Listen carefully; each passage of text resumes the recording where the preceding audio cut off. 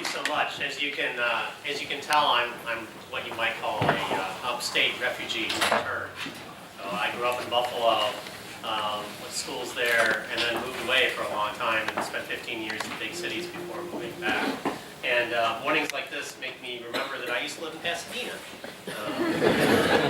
But I also used to live with 20 million people, and they weren't always nice to be around. So I've been back here for 6 years, and really, my wife went to Lemoyne College, and being able to be back in upstate New York and continue what's now a 20-year career in philanthropy has been really a wonderful opportunity.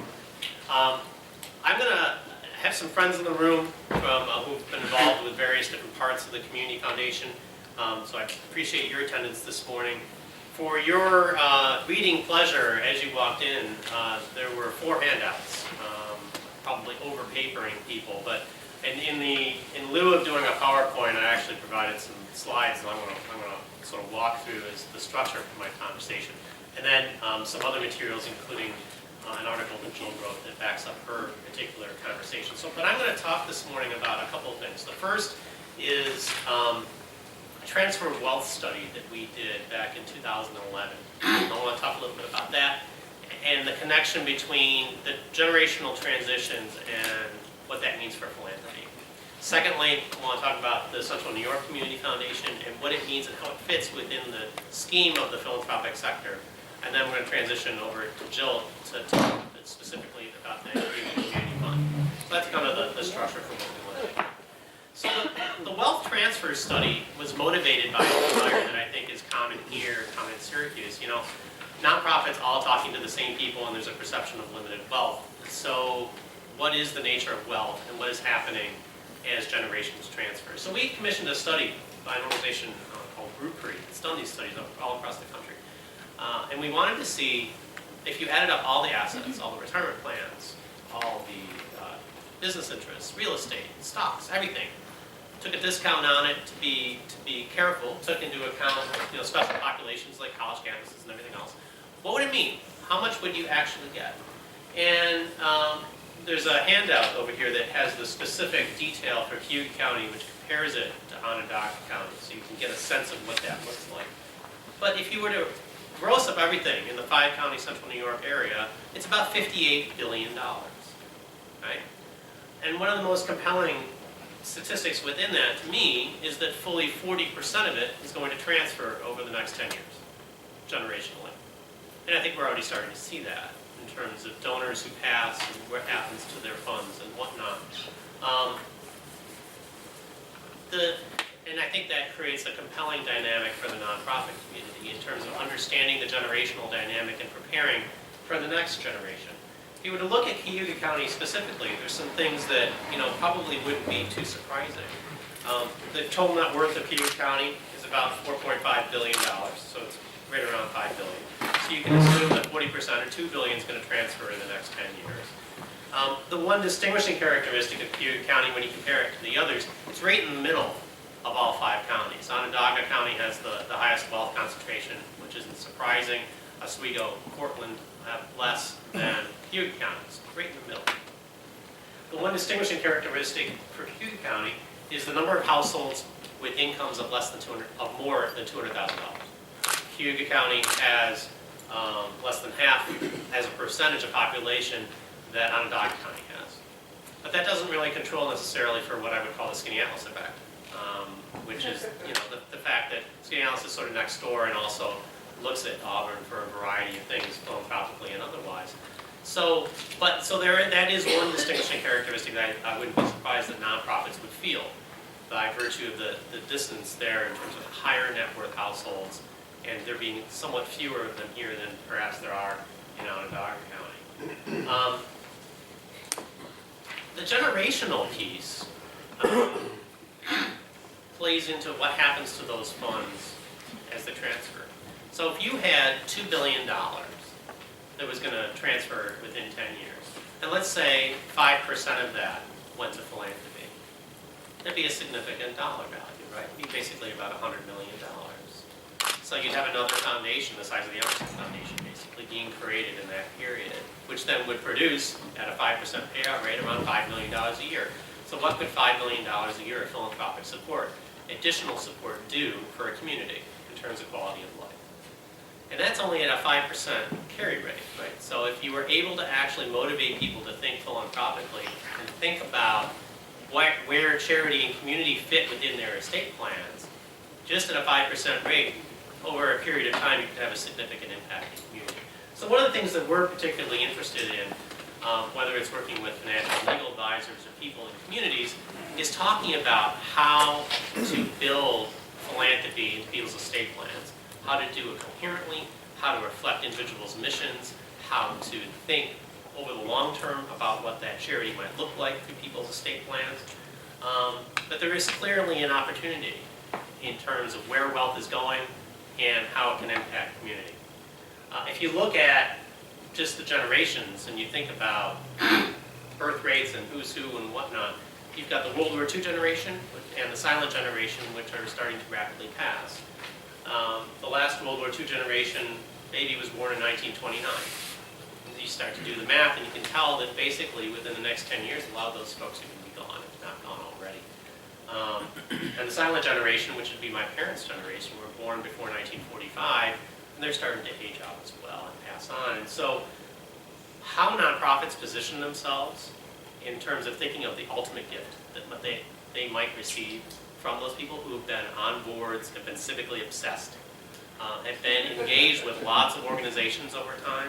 I was just thinking that when you look at our bios, Jill and I, we kind of have that civically obsessed thing going. You start listing out all the boards you've been on, there are a lot of people here who fit that same profile. When you think about what is your legacy and how does that mean in the community, and how do you discern what goes to family, what goes to community, that's a conversation that we're trying to position ourselves in as a resource for folks to create philanthropy that makes meaningful impact over the long haul. Some just statistics about things to think about in terms of the wealth transfer. 79% of high net worth households don't have a particular charitable vehicle, whether it's a foundation or a donor advised fund or a trust or any other sorts of thing. The average age of adoption of the last will is about age 75.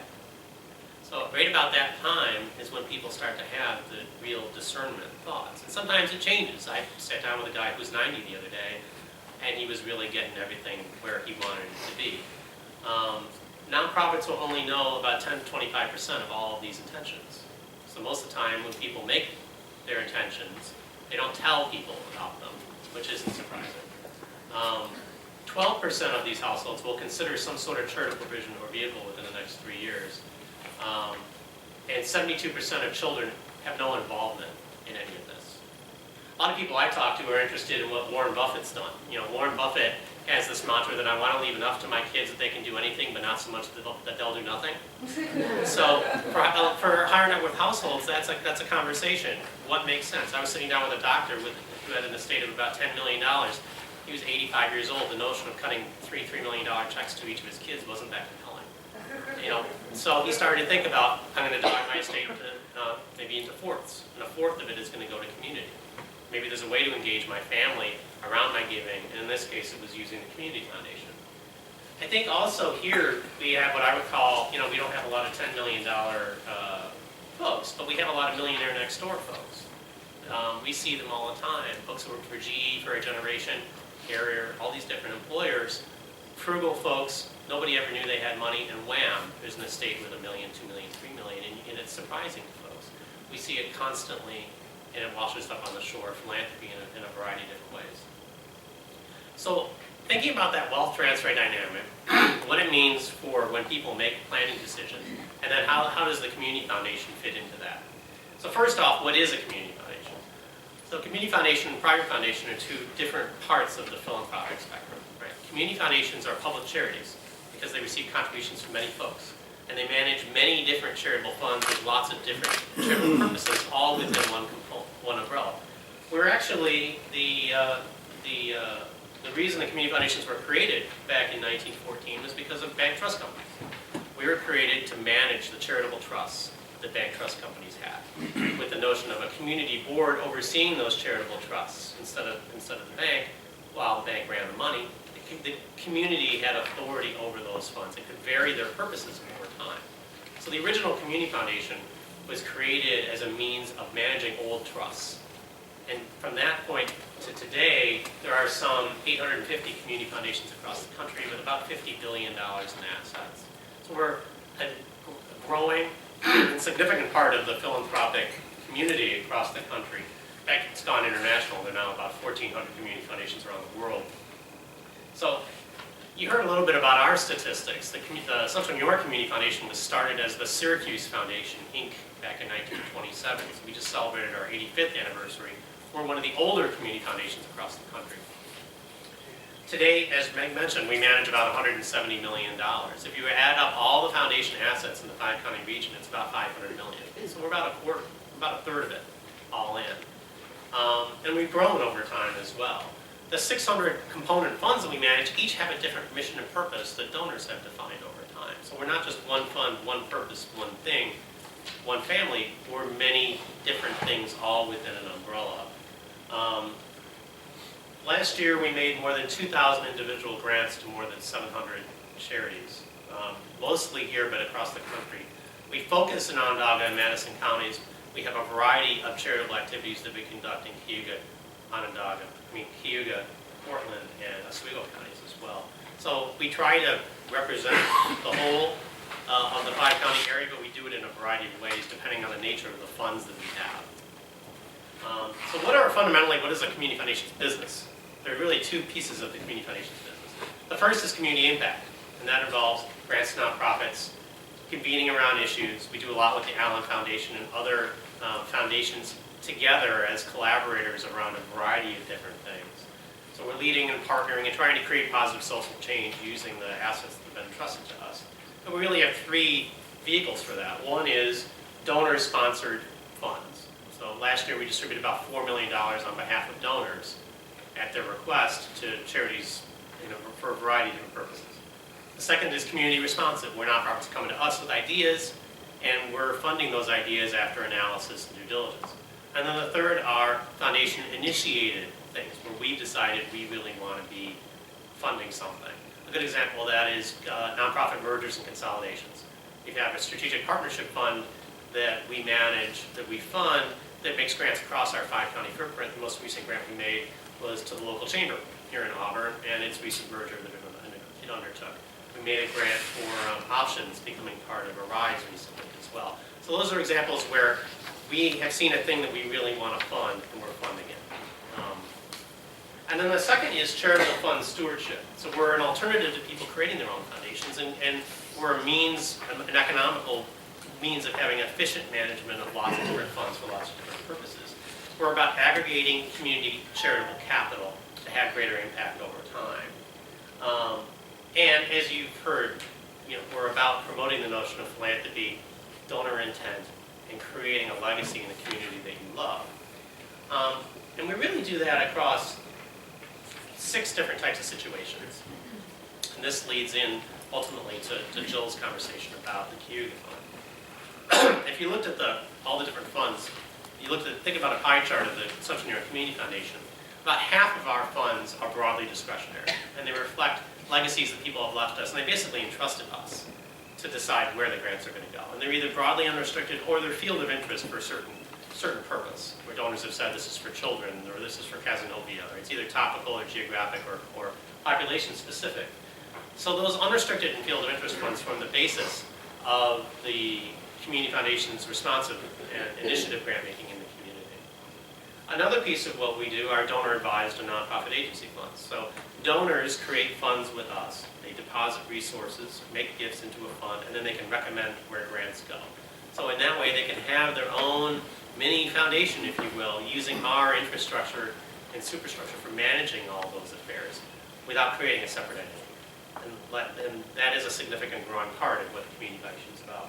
Nonprofit agencies also use us. Increasingly, smaller nonprofits have been coming to us to manage endowment resources as part of our larger investment pool, and also to plug into our particular plan giving expertise and the trusts and complex gifts.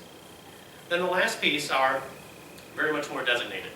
A donor wants to create a fund for a smaller nonprofit, but they're concerned about what's going to happen in the future to that nonprofit. When the CEO leaves, the board changes, parish closes, whatever it happens to be, they want to control for the risk of nonprofit change in the future, but they want to make a significant gift nonetheless. So they're using us as the intervening entity. They're creating a fund, designating a recipient, but we have the authority to vary it if things change. That's a designated fund. And then lastly, scholarships. We're the largest nonprofit scholarship provider outside of colleges and universities in the region. We have about 100 individual scholarship funds that have been created over time. So when I talk about the Community Foundation, it's sometimes hard to talk about because there's so many different things that we find ourselves in. The theme is philanthropy across all these different permutations. As you remember, 2008 year was when we got started, and unfortunately the birth of the Cayuga Community Fund coincided with the nation's economic collapse. Even with that, surprisingly, the fund met and exceeded that initial challenge goal of $250,000. It was amazing, even with the economy being what it was. In a year's time, we met that challenge and actually exceeded that $250,000 challenge that started us in May. So right off the bat, we were at $500,000 after over a year. And due to this initial success of that first year, Stardust Foundation issued a second challenge grant of $100,000, and the Central New York Community Foundation also added a challenge grant of $100,000. Allen Foundation again agreed to support the operations, and